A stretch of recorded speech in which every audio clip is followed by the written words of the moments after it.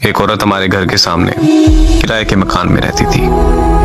उसके 2 बच्चे थे जिनके साथ वो रोज शाम को अपनी छत पर खेलने के लिए ले आया करती थी। मैं भी हर रोज अपनी छत पर शाम को उसे देखने के लिए जाया करता था। मैं उसको इशारे करता था मगर वो इग्नोर कर देती थी। इस बात को 6 महीने गुजर चुके थे मगर वो मेरी तरफ देखती तक नहीं थी।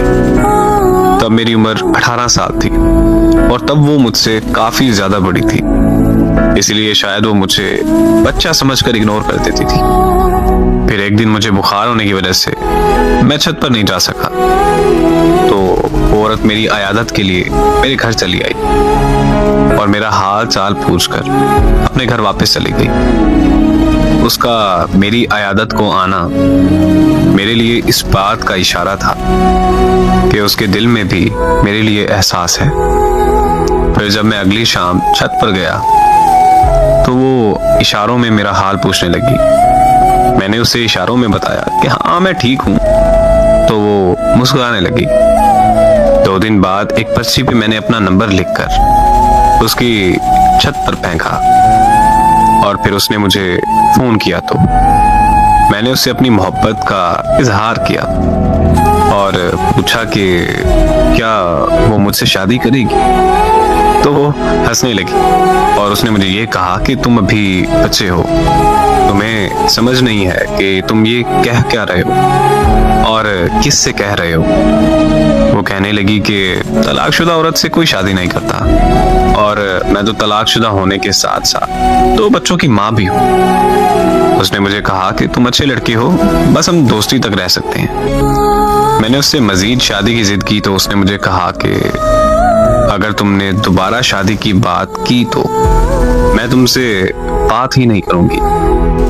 मैं वहां पर चुप हो गया और हम दोस्त बनकर रहने लगे।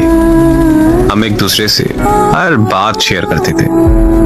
एक रात हमारी फोन पर बात हो रही थी कि उसने बताया कि वो घर पर अकेली है क्योंकि उसके अम्मी अब्बू शहर से बाहर गए। ये सुनते ही मैं उसके घर के बाहर पहुंच गया और उसे दरवाजा खोलने को कहा, लेकिन उसने दरवाजा खोलने से इनकार कर दिया।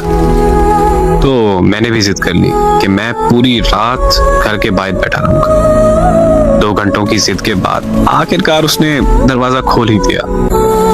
लेकिन आज मुझे अपनी उस जिद पर बहुत ज्यादा पछतावा होता है कि काश मैंने उस दिन अपनी जिद छोड़कर उसकी बात मान ली होती तो आज वो जिंदा होती। उसके दरवाजा खोलते ही मैं अंदर चला गया। वो बहुत परेशान और घबराई हुई थी क्योंकि उसे डर था कि किसी को पता चल गया तो उसकी इज्जत खाक में मिल जाएगी और फिर उसका डर सच साबित हो गया। मुझे किसी ने उसके घर दाखिल होते हुए देख लिया था और उस शख्स ने पूरे मोहल्ले में मसला खड़ा कर दिया।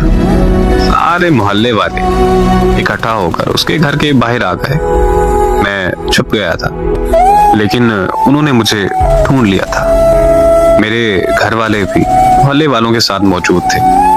वो मुझे घर ले गए और मेरे अब्बू ने मेरी बहुत बेइज्जती की, लेकिन मैंने अपने घर वालों से साफ कह दिया था कि मैंने उस औरत से शादी करनी है वरना मैं जहर खा लूंगा और मर जाऊंगा।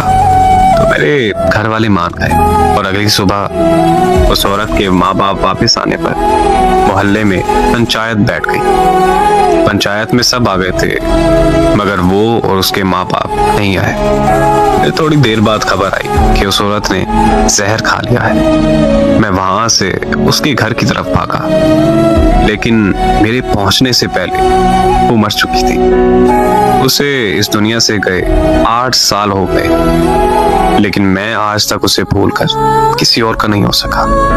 मुझे आज भी ये बात अंदर से खा जाती है कि काश मैं उस दिन जिद ना करता तो वो आज जिंदा होती। इससे बड़ा दर्द क्या होगा कि मेरी वजह से उसकी जान चली गई। लेकिन मोहब्बत करना कोई गुनाह नहीं। जब सच्ची मोहब्बत हो जाए तो वो रंग रूप, अमीर गरीब, काला घोरा या उम्र में फर्क मोहब्बत में नहीं देखा जाता। जब मोहब्बत हो जाती है तो फिर हो जाती है। वो एक शेर है कि वो मोहब्बत को हवस समझते हैं तो कह देना उसे, हाँ बदन ही चाहिए लेकिन ता कयामत चाहिए।